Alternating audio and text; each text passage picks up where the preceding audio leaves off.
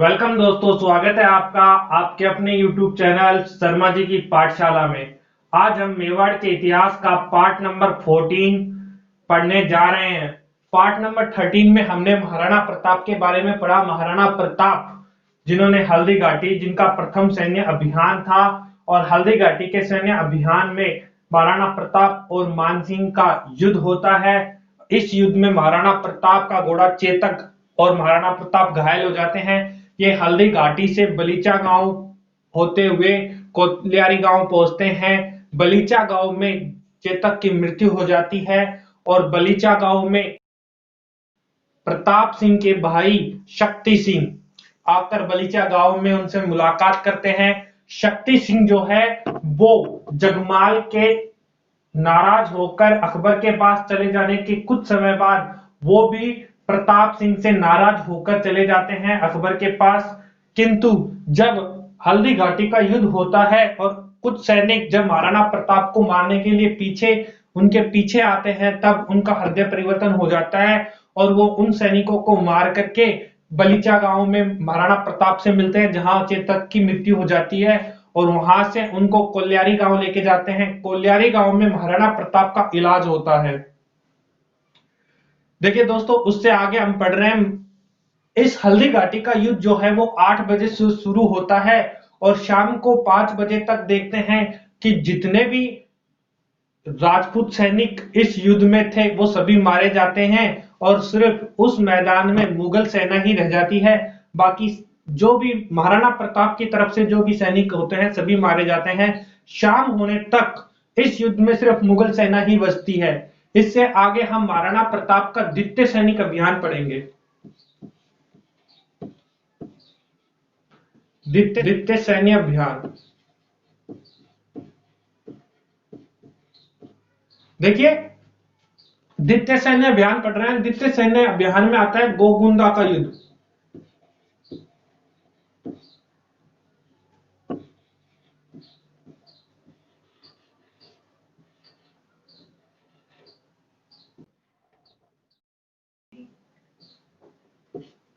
तेरह अक्टूबर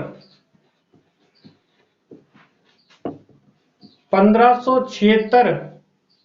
देखिए, द्वितीय सैन्य अभियान पढ़ रहे हैं जिसमें आता है गोगुंदा का युद्ध 13 अक्टूबर 1576। देखिए, 1576 में 13 अक्टूबर के दिन गोगुंदा का युद्ध होता है। इस दिन कौन कौन आता है? देखिए, मानसिंह, मिर्जा राजा मानसिंह प्लस इनके पिता भगवंत दास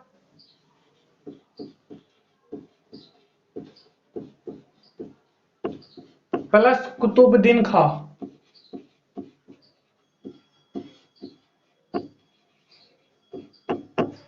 देखिए, मानसिंह, मिर्जा राजा मानसिंह, भगवंत दास और कुतुबुद्दीन खां के नेतृत्व में मुगल सेना आती है।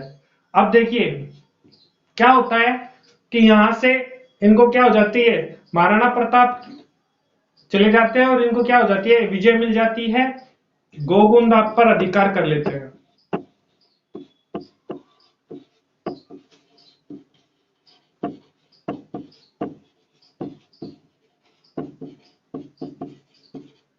देखिए, मानसिंह, भगवंत दास और कुतुबुद्दीन खां जब आक्रमण करते हैं का आक्रमण, तब इनका क्या हो जाता है, गोगुंदा पर अधिकार हो जाता है। कहते हैं कुछ समय बाद गोगुंदा में अकबर आते हैं।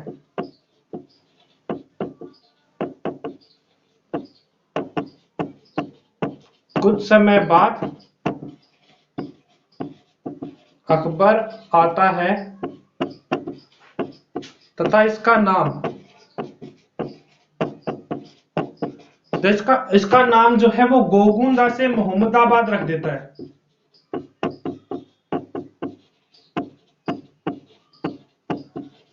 मोहम्मदाबाद रख देता है। देखिए, गोगुंदा से आके क्या कर देता है, गोगुंदा का नाम क्या रख देता है, मोहम्मदाबाद रख देता है। और फिर ये इस गोगुंदा की जो बागडोर है वो मुजाहिद बेग खां को सौंप देता है। गोगुंदा का सूबेदार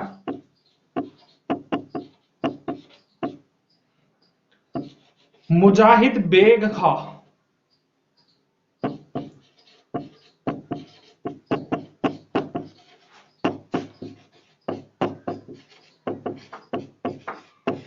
और स्वयं चला जाता है, स्वयं अजमेर चला जाता है।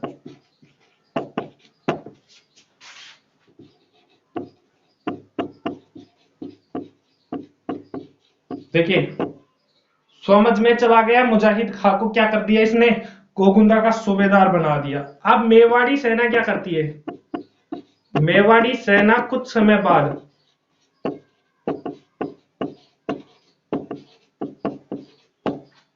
मुजाहिद खां को मारकर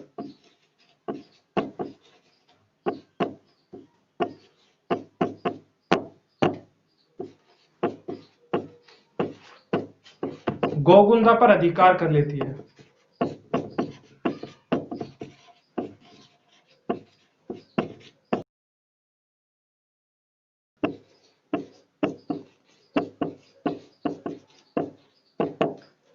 देखिए द्वितीय सैन्य अभियान की बात करें तो हम इसे गोगुंदा का युद्ध भी कहते हैं, या फिर ये भी कहते हैं कि मानसिंह भगवनदास और कुतुबुद्दीन खां का आक्रमण। ये कब होता है, ये 13 अक्टूबर 1576 ईस्वी में होता है। इसमें क्या होता है कि जब मानसिंह भगवनदास और कुतुबुद्दीन खां जब गोगुंदा पर आते हैं तो गोगुंदा पर अपना अधिकार कर लेते हैं। कुछ समय बाद अकबर जो है वो क्या करता है, गोगुंदा आता है, इस गोगुंदा का नाम मोहम्मदाबाद रख देता है और फिर इसका सूबेदार जो है मुजाबिद बेग को बना देता है और खुद अजमेर चला जाता है। मेवाड़ी सेना क्या करती है, कुछ समय बाद मुजाहिद खां को मार देती है और इस पर वापस खुद अपना अधिकार कर लेती है। आप इसका एक बार स्क्रीनशॉट ले लीजिए या फिर इसे नोट कर लीजिए।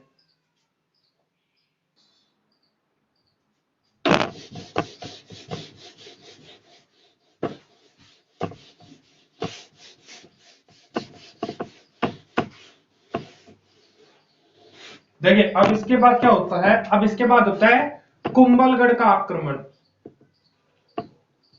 थर्ड आक्रमण है कुंभलगढ़ का आक्रमण।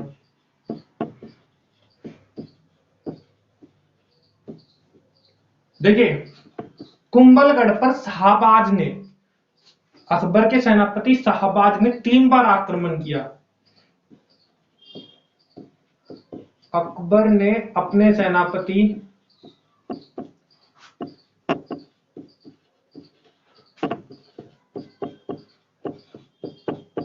शाहबाज खां को 3 बार आक्रमण हेतु भेजा।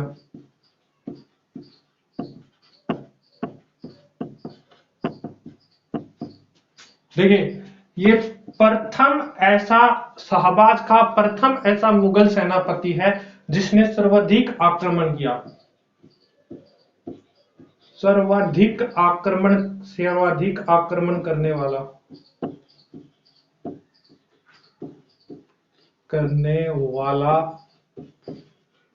सेनापति। इसने सबसे ज्यादा मेवाड़ पर आक्रमण किया है। कितनी बार किया है, 3 बार। देखिए सब सर्वाधिक आक्रमण करने वाला सेनापति कौन है, शाहबाज खां। देखिए इसकी अगर तिथि अपने को याद करनी है तो देखो तीनों जो आक्रमण हुए हैं वो 15 तारीख को हुए हैं, ठीक है। और आपको ये याद करना है, ये हुआ है अक्टूबर को, ये हुआ है दिसंबर को और ये हुआ है नवंबर को। देखिए 15 15 15 है, अक्टूबर दिसंबर नवंबर, ये याद रखना है, अक्टूबर दिसंबर नवंबर, अक्टूबर दिसंबर नवंबर, ठीक है। अक्टूबर दिसंबर नवंबर 1577 1578 1579 ईस्वी में, ठीक है। तो हम प्रथम आक्रमण की बात करेंगे अभी।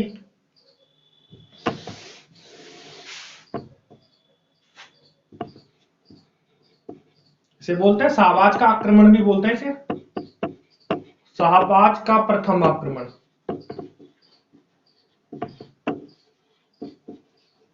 देखिए डेट फिक्स है 15, फर्स्ट में अक्टूबर, सेकंड में दिसंबर और थर्ड में नवंबर। 15 अक्टूबर 1577 ईस्वी, ये याद रखनी है बस, प्रथम आक्रमण। इसमें क्या होता है, शाहबाज खां जब महाराणा प्रताप के ऊपर आक्रमण करता है तो महाराणा प्रताप क्या करते हैं, उदय सिंह सोनग्रा को मेवाड़ जो कुंभलगढ़ है उसका कार्यभार सौंपकर स्वयं पहाड़ों में चले जाते हैं। शाहबाज क्या करता है, उदय सिंह सोनग्रा और राव भाण को मार देता है और कुंभलगढ़ पर क्या कर लेता है, अधिकार कर लेता है। एकमात्र समय यही है जब कुंभलगढ़ को भेजा गया, एकमात्र ऐसा टाइम जब कुंभलगढ़ पे किसी का अधिकार हुआ, तो ये कब है, 15 अक्टूबर 1577 ईस्वी में ये आक्रमण करता है। इसके बाद इसको विजय मिल जाती है, तब ये क्या कर लेता है, अधिकार कर लेता है कुंभलगढ़ पर।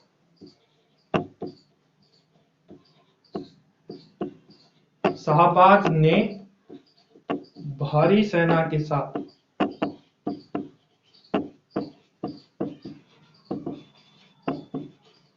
आक्रमण किया।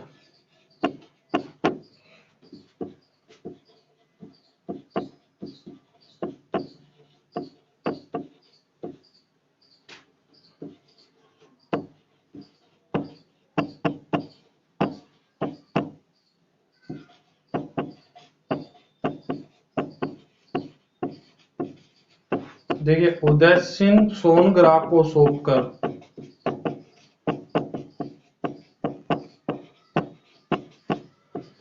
स्वयं पहाड़ों में चले गए।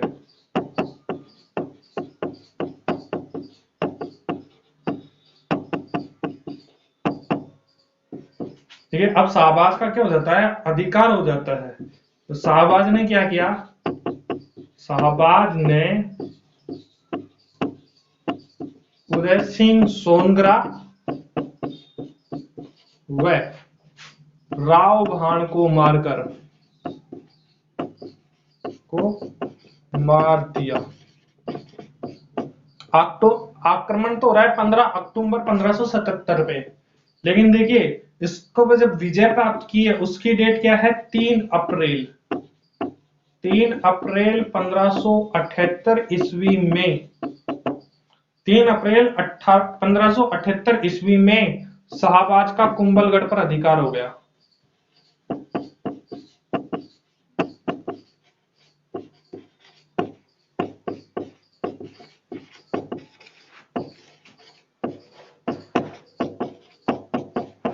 देखिए, एकमात्र ऐसा टाइम है जब कुंभलगढ़ पे क्या हो गया, किसी और का अधिकार हो गया, वरना कुंभलगढ़ जो है वो अभेद है, इसे कभी भी किसी ने जीता नहीं है। ये सिर्फ ऐसा एक बार होता है जब शाहबाज का आक्रमण होता है, जब एक बार ऐसा होता है जब कुंभलगढ़ पर किसी गैर मेवाड़ी का अधिकार हो जाता है। ठीक है, देखिए कुंभलगढ़ का आक्रमण, जब गोगुंदा का आक्रमण हुआ था उस समय मुजाहिद बेग खां को अकबर ने क्या कर दिया था, उस किले उसका सूबेदार बना दिया था। मेवाड़ी सरदारों ने क्या किया, बाद में मुजाहिद बेग खां को मारकर पुनः अधिकार कर लिया। अब अकबर क्या करते हैं, गुस्सा आ जाता है इसको, और फिर ये क्या करता है, शहबाज को भेजता है। शहबाज खां जो है वो 3 बार मेवाड़ पर आक्रमण करता है, 3 बार। याद रखना, ये क्वेश्चन आ चुका है कि सर्वाधिक आक्रमण करने वाला सेनापति कौन है, तो सर्वाधिक आक्रमण किसने किया, शहबाज खां ने किया है, जिसने 3 बार आक्रमण किया है। शहबाज खां का प्रथम आक्रमण 15 अक्टूबर 1577 में होता है। ठीक है, इसमें क्या होता है, शहबाज खां ने भारी सेना के साथ आता है और कुंभलगढ़ दुर्ग पर अधिकार कर लेता है। इसमें उदय सिंह सोनग्रा और राव भाट मारे जाते हैं। महाराणा प्रताप स्वयं कहां चले जाते हैं, स्वयं पहाड़ियों में चले जाते हैं।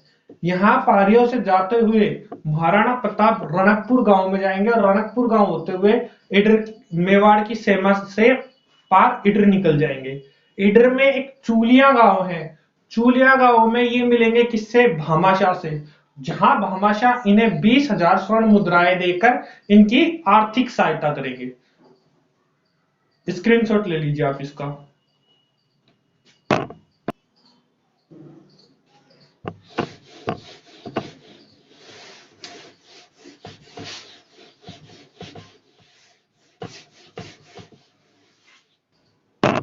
देखिए, अब महाराणा प्रताप क्या कर रहे हैं, कहां जा रहे हैं, पहाड़ों पे जा रहे हैं।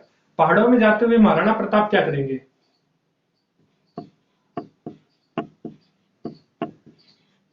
महाराणा प्रताप रणकपुर गांव पहुंचे। गांव होते हुए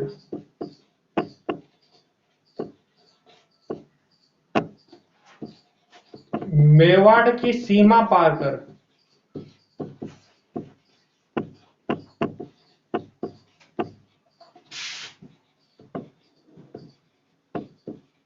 इधर के चूलिया गांव पहुंचे।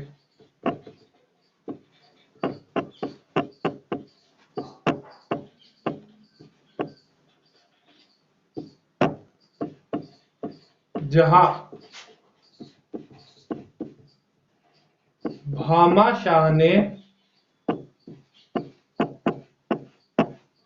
20,000 स्वर्ण मुद्राएं देकर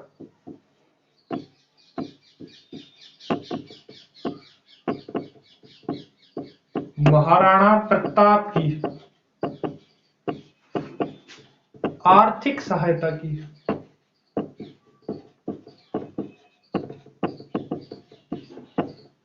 देखिए, भामाशाह की बात करें, इनके उपनाम देखिए। पहले इन्हें क्या क्या कहा जाता है? इन्हें मेवाड़ का रक्षक,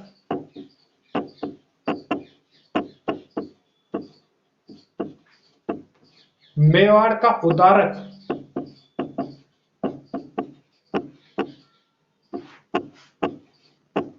मेवाड़ का करण और मेवाड़ का दानवीर।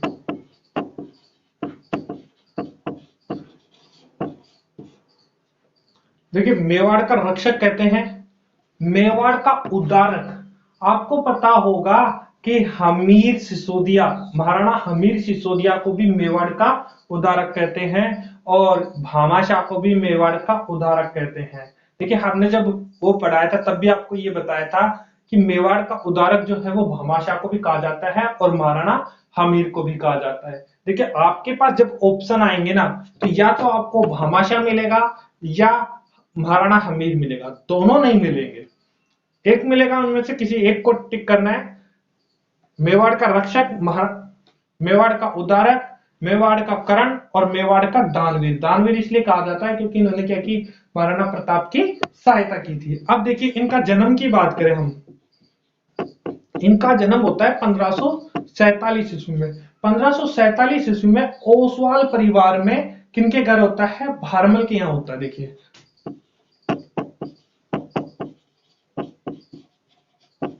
ओसवाल परिवार में भारमल के यहां होता है। देखिए, ये क्या थे? ये महाराणा प्रताप के दीवान थे और महाराणा प्रताप ने इनको दीवान कैसे बनाया था? महाराणा प्रताप ने महासानी रामा को हराकर, महाराणा प्रताप ने महासानी रामा, और जिनका नाम रामोजी भी बोलते हैं, जिनको रामोजी को हटाकर भामाशाह को अपना दीवान बनाया था।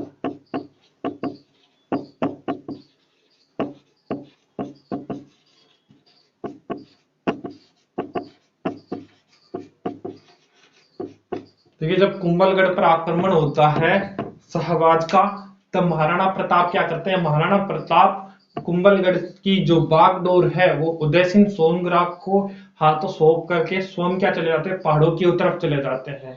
उधर उदय सिंह सोनग्रा और राव भान की हत्या कर देता है। कौन? शाहबाज खां। इधर महाराणा प्रताप रणकपुर गांव होते हुए मेवाड़ की सीमा पार करके इधर के चूलिया गांव पहुंचते हैं और इधर के चूलिया गांव में जो भामाशाह है वो उनको 20,000 स्वर्ण मुद्राएं देता है। भामाशाह का जीवन परिचय की बात करें तो इनके उपनाम में मेवाड़ का रक्षक, मेवाड़ का उदारक, महाराणा मेवाड़ का करण, मेवाड़ का दानवीर है। इनका जन्म 1547 ईस्वी में ओसवाल परिवार में भारमल की यहाँ हुआ था। महाराणा प्रताप ने जो है वो महासानी रामा को हटा करके क्या किया? भामाशाह को अपना दीवान बना लिया। ये आप स्क्रीनशॉट ले लीजिए।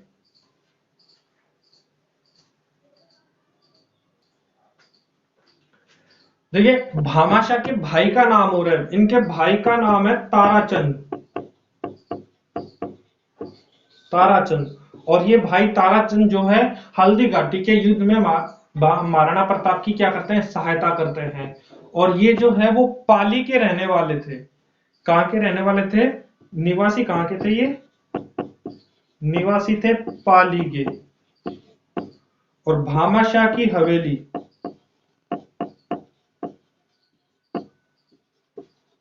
भामाशाह की जो हवेली है वो कहाँ है? वो है चित्तौड़गढ़ दुर्ग में।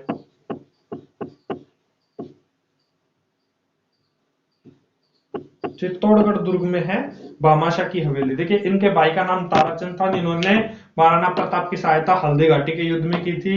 ये पाली के निवासी है। महाराणा प्रताप की हवेली जो है वो चित्तौड़गढ़ दुर्ग में स्थित है। नोट कर लीजिए।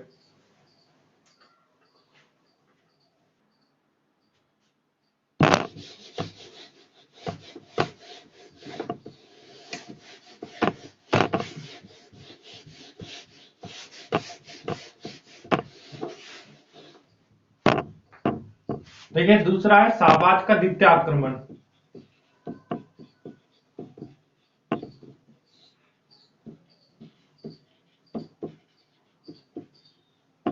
द्वितीय आक्रमण, देखिए शाहबाज का कुंभलगढ़ दुर्ग पे तो अधिकार हो गया। महाराणा प्रताप कहां चले गए? महाराणा प्रताप चले गए पहाड़ों में। अब शाहबाज क्या करता है? महाराणा प्रताप के पीछे कहां जाता है? पहाड़ों में जाता है। शाहबाज ने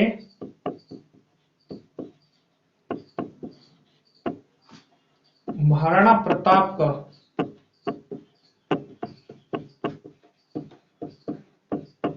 पहाड़ों में पीछा किया,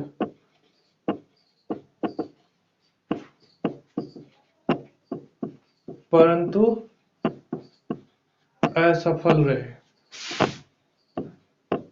देखिए इसकी डेट बात करें, आपको बताया 15 दिसंबर 1578। 15 अक्टूबर, दिसंबर, नवंबर। ठीक है। शाहबाज खान ने महाराणा प्रताप के लिए पहाड़ों में पीछा किया, लेकिन वो क्या रहे? असफल रहे। अब ये असफल रहते तो यहाँ कहां चले जाते हैं? 10 जून को ये फतेहपुर सीकरी चले जाते हैं।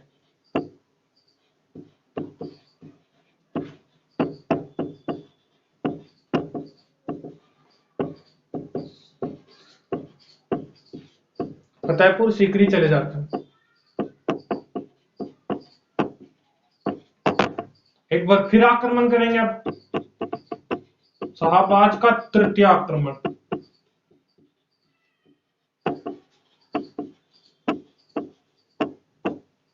इस बार भी डेट क्या है? 15, ये याद रखना है, नवंबर। ठीक है।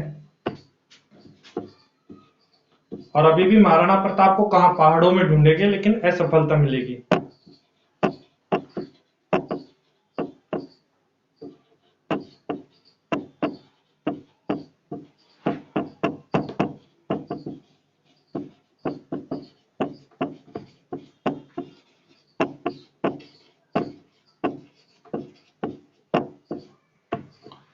देखिए शाहबाज खां 3 बार आता है मेवाड़, परंतु तीनों बार इसको क्या मिलती है? असफलता मिलती है। प्रथम बार जब आता है तब इसको कुंभलगढ़ पे दुर्ग पे अधिकार तो हो जाता है, लेकिन महाराणा प्रताप को नहीं पकड़ पाता। यहाँ पे भी महाराणा प्रताप को नहीं पाता, और यहाँ पे भी महाराणा प्रताप को नहीं पकड़ पाता। 3 बार आता है और तीनों बार इसको क्या मिलती है? असफलता हाथ लगती है। नोट कर लीजिए।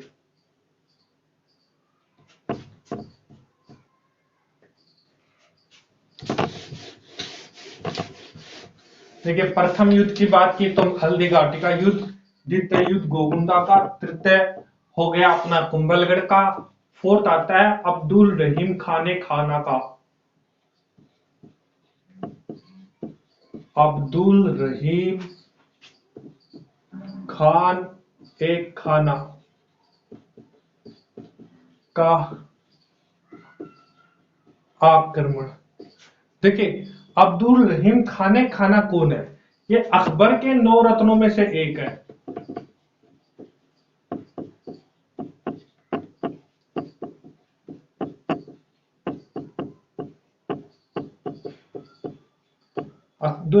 अकबर के 9 रत्नों में से एक, और अकबर की पत्नी,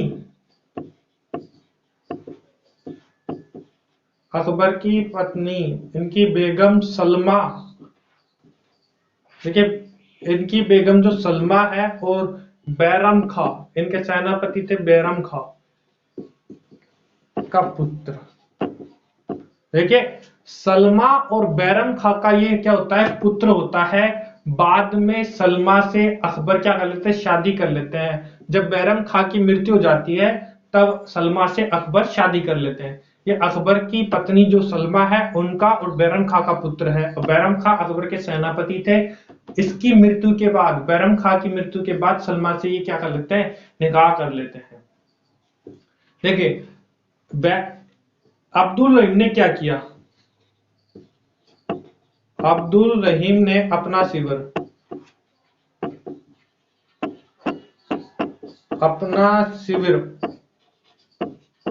शेरपुर गांव में लगाया।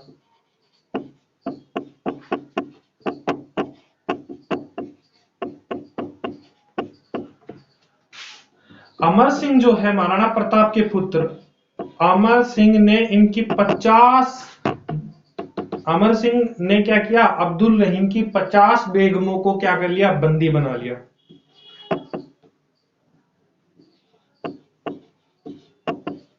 इनकी 50 बेगमों को बंदी बना लिया।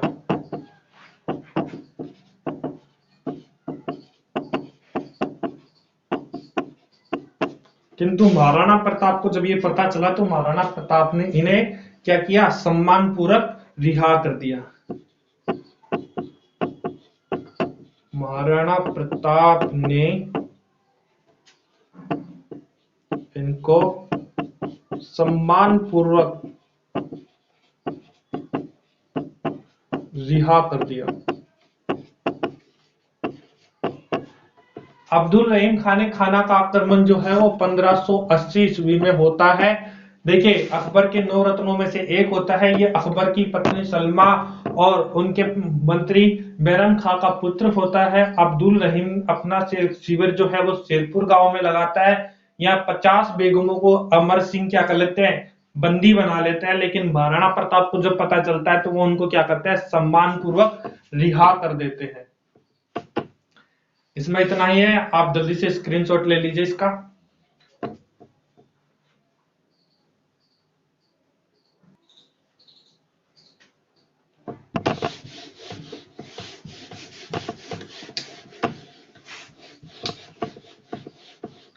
देखिए इसके बाद आता है, नंबर पे आता है दिवेर का युद्ध।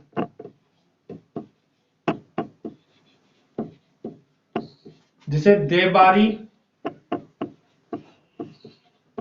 दर्रे का युद्ध भी कहते हैं। और देखिए इसे मेवाड़ का मैराथन भी कहते हैं।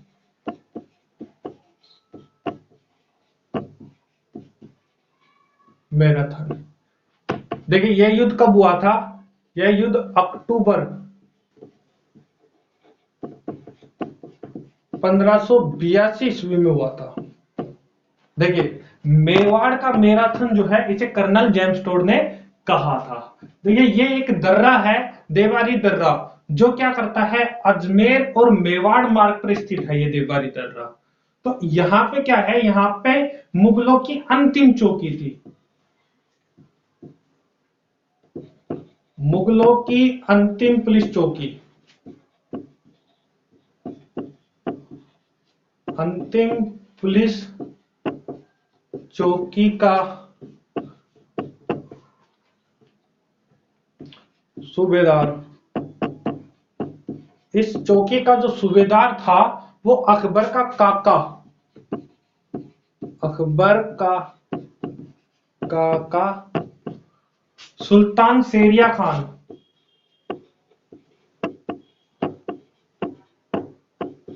सुल्तान शेरिया खान था। अब देखिए एक अमरकोश है, अमरकोश नाम का एक काव्य है। अमरकोश काव्य में, काव्य के अनुसार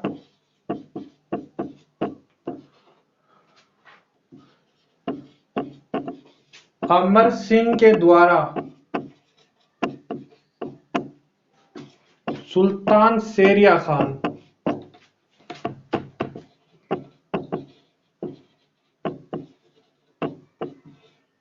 मारा गया। देखिए ये जो विजय है, किसकी हुई विजय? विजय हुई अमर सिंह की। ये जो विजय है ये किस दिन हुई थी? ये विजय देखो विजयदशमी के दिन हुई थी। देखिए क्या है, ये विजय जो है ये किस दिन हुई थी? विजयदशमी के दिन हुई थी। और देखिए अमर काव्य कोश में ये कहा गया है कि इस दिन क्या हुआ, अमर सिंह के द्वारा सुल्तान शेरिया खान जो है वो क्या हुआ, मारा गया। अब देखिए ये अश्विनी शुक्ल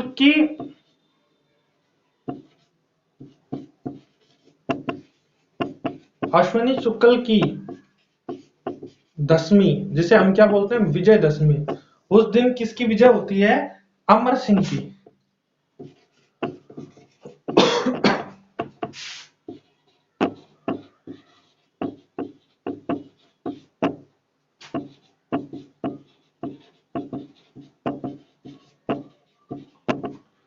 और इस विजय के बाद से महाराणा प्रताप की विजय का दौर क्या हो गया, शुरू हो गया।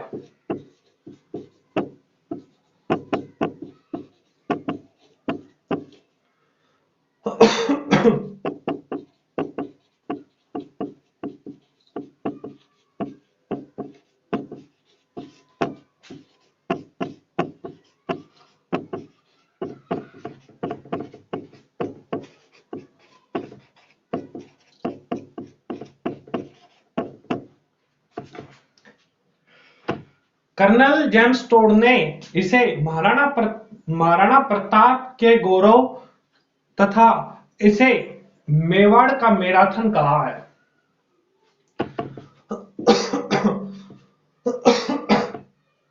आप एक बार इतना नोट कर लीजिए पहले।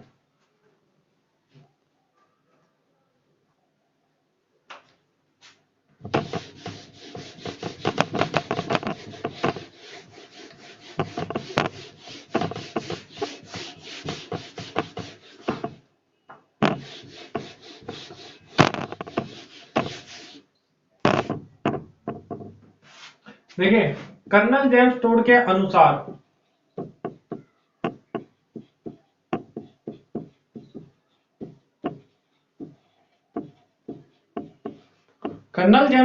अनुसार महाराणा प्रताप की यह विजय,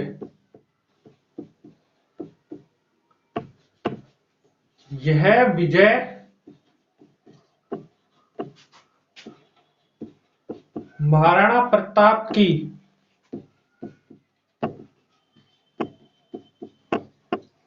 गौरव का प्रतीक है।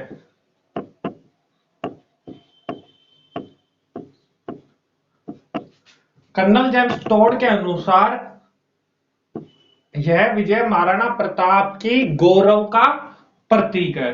अब देखिए कर्नल जेम्स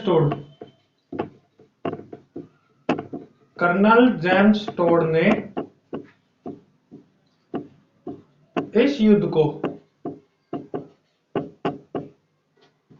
मेवाड़ का मैराथन कहा।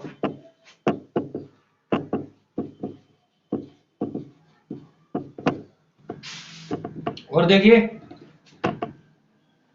एक ग्रंथ है जो भाटो द्वारा लिखा गया है,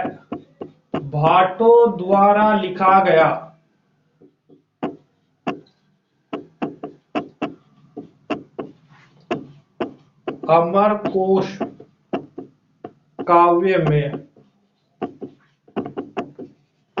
इस युद्ध का वर्णन मिलता है।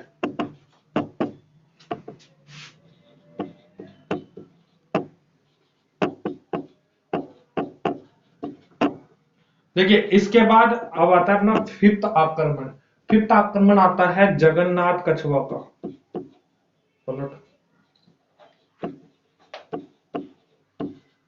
कछवाहा का आक्रमण। देखिए यह जो जगन्नाथ कछवा का आक्रमण है ये क्या है, अंतिम आक्रमण है। किसके द्वारा भेजा गया? अकबर के द्वारा भेजा गया अंतिम आक्रमण है जो 5 दिसंबर 1584 ईस्वी को आता है। देखिए इसमें क्या है, अकबर का अंतिम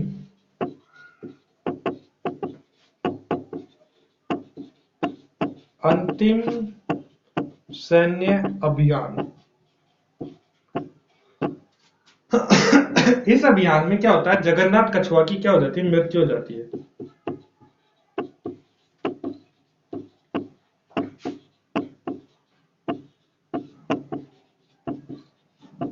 मृत्यु हो जाती है। जगन्नाथ कछुआ की मृत्यु कहाँ होती है,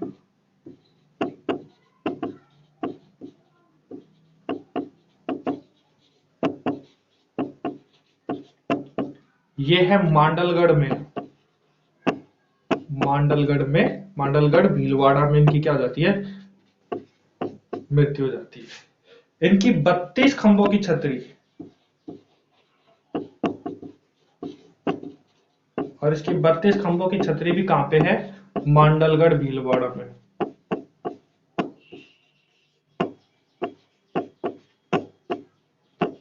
देखिए, जो अपन युद्ध पढ़ रहे थे, मेवाड़ का मैराथन, देवारी दर्रे का युद्ध और दिवेट का युद्ध, कर्नल जेम्स टोड ने इस विजय को महाराणा प्रताप की गौरव का प्रतीक बताया। कर्नल जेम्स टोड ने इस युद्ध को मेवाड़ का मैराथन कहा। भाटो द्वारा लिखित अमर कोश काव्य में यह लिखा हुआ है, क्या, इस युद्ध का वर्णन दिया हुआ है और यह भी बताया हुआ है कि अमर सिंह द्वारा इसमें अकबर के काका सुल्तान शेरिया खां की मृत्यु हो जाती है। इसके बाद 5th नंबर पे जो अपना सैनिक अभियान है वो है जगन्नाथ कछुआ का आक्रमण। जगन्नाथ कछुआ जो कि मान सिंह के चाचा और भगवंत दास के छोटे भाई होते हैं, इनका आक्रमण होता है 5 दिसंबर 1584 ईस्वी में। अकबर का ये अंतिम सैन्य अभियान था। इसके बाद अकबर ने कोई सैन्य अभियान नहीं भेजा। जगन्नाथ कछुआ की मृत्यु हो जाती है और जगन्नाथ कछुआ की मृत्यु होती है मांडलगढ़ भीलवाड़ा में, जहां पे इसकी 32 खंभों की छतरी बनी हुई है। आप इसको नोट कर लीजिए।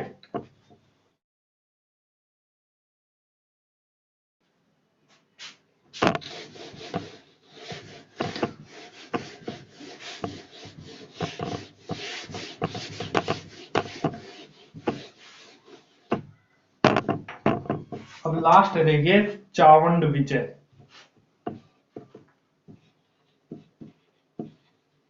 चावंड विजय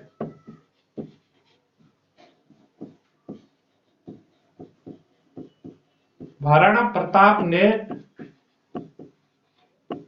लूणा चावंडिया को मारकर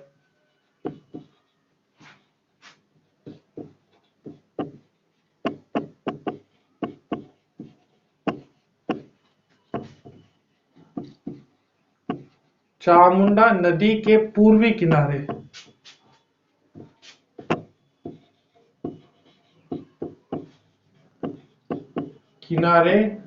चावंड शहर बसाया, चावंड बसाया। देखिए, महाराणा प्रताप ने क्या किया, चूना लावंडिया को मार करके चामुंडा नदी के पूर्वी किनारे पर चावंड बसाया।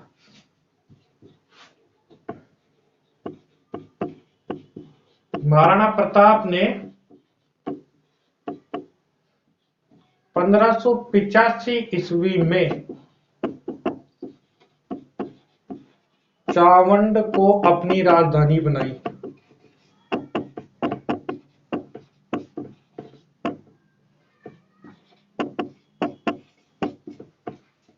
देखिए, यहाँ पे चावंड में देखिए महाराणा प्रताप ने कब बनाई है, 1585। जो चावंड जो है वो 1585 से लेकर 1615 ईस्वी तक, जब तक अमर सिंह क्या नहीं कर ले, मुगल मेवाड़ संधि नहीं कर ले, तब तक चित्तौड़गढ़ किनके अधीन रहेगा, इनके अधीन रहेगा, मुगलों के अधीन रहेगा। तो जब तक इनको चित्तौड़गढ़ नहीं मिलता तब तक चावंड क्या राजधानी रहेगी, 1585 से 1615 ईस्वी तक राजधानी रही। महाराणा प्रताप ने चावंड में देखिए क्या किया, चामुंडा माता का मंदिर का निर्माण किया, चामुंडा मंदिर बनवाया, और इन्होंने महाराणा प्रताप महल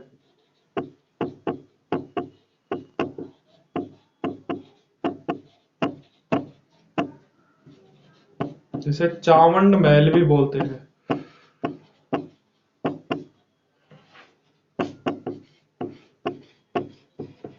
निर्माण करवाया। महाराणा प्रताप के जो 12 वर्ष थे ना, अंतिम 12 वर्ष, वो बहुत शांति प्रिय बीते। महाराणा प्रताप के अंतिम 12 वर्ष शांति प्रिय बीते।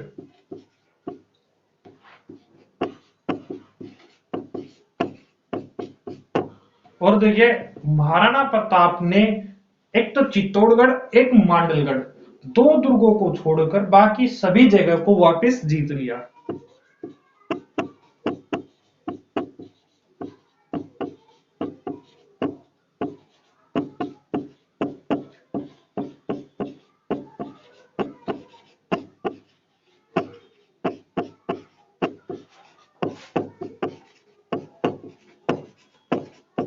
छोड़कर बाकी सभी हिस्सों को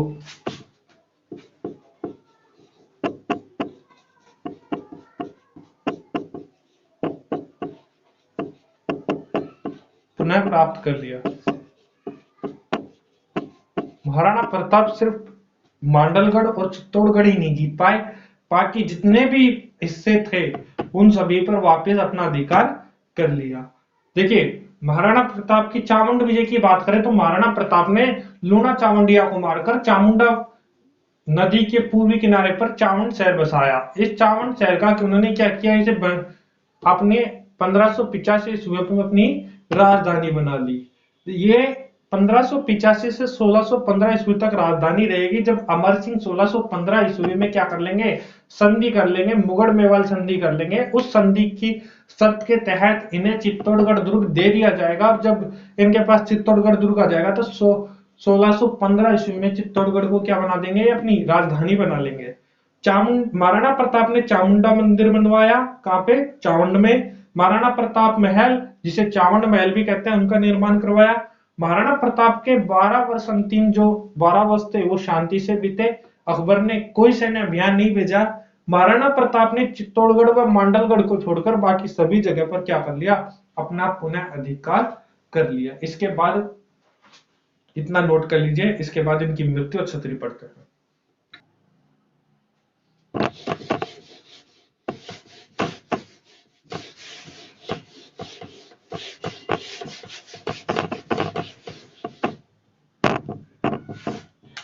देखिए, महाराणा प्रताप की मृत्यु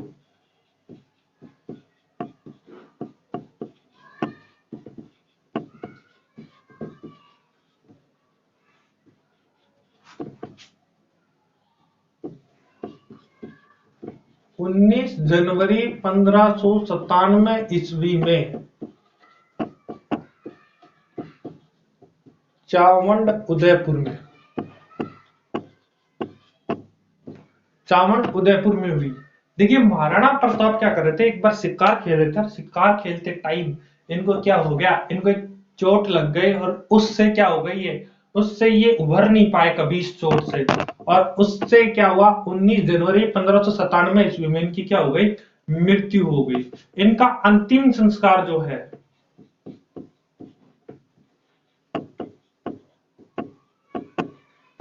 इनका अंतिम संस्कार जो है वो बांडोली गांव में किया गया। बांडोली गांव में किया गया। और इनकी जो छतरी है 8 खंभों की, वो भी कहां पे है, बांडोली गांव में ही है, गांव में है। इस छतरी का निर्माण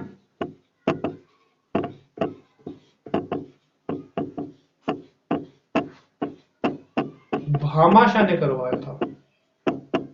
भामाशाह ने अमर सिंह प्रथम के शासन काल में करवाया।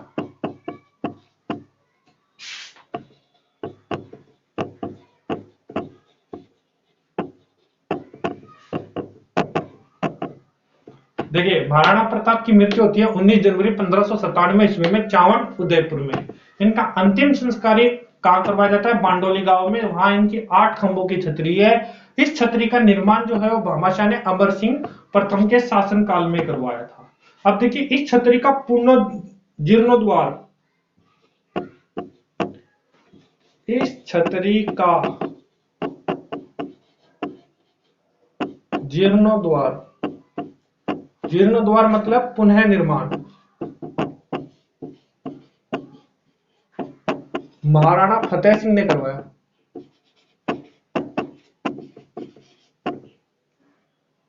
महाराणा फतेह सिंह ने करवाया। अब देखिए इसका जीर्णोद्वार जो है महाराणा फतेह सिंह ने करवाया। ये छतरी जो है ये केजड़ बांध में डूब चुकी है। वर्तमान में यह छतरी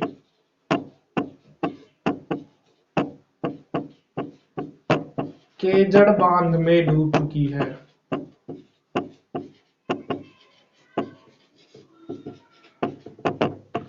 और देखिए एक और आता है महाराणा प्रताप का स्मारक।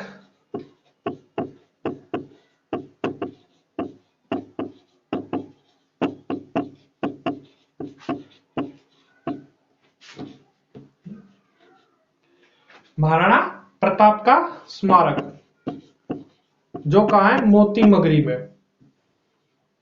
देखिए एक स्मारक आता है चेतक का। चेतक का जो स्मारक है वो आपको पता है बलीचा गांव में। और महाराणा प्रताप का स्मारक है जो वो कहा है? मोती मगरी फतेह सागर झील।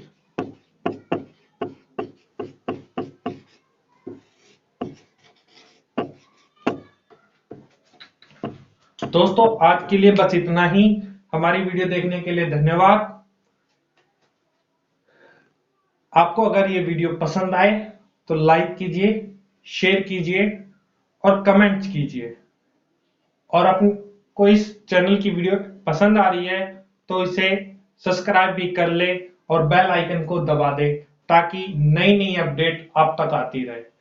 धन्यवाद। मिलते हैं अगले भाग में। तब तक के लिए जय हिंद, जय भारत।